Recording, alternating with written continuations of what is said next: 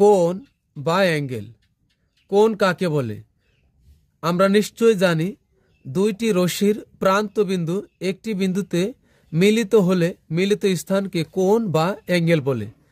কোণকে আমরা কোণ নির্দেশক চিহ্ন দ্বারা প্রকাশ করে থাকি।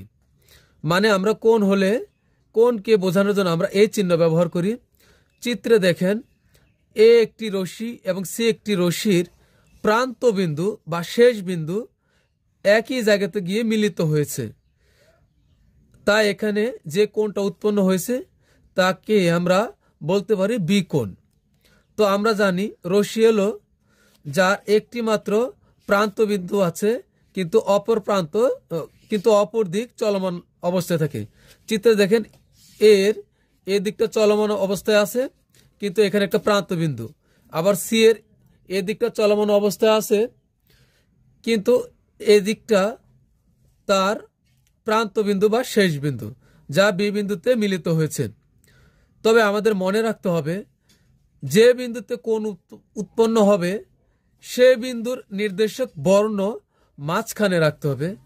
চিত্রে এ রশ্মির এবং সি রশ্মির প্রান্ত বিন্দু বি বিন্দুতে মিলিত হয় সেখানে যে কোণ উৎপন্ন হয়েছে তাকে আমরা এভাবে বলতে পারি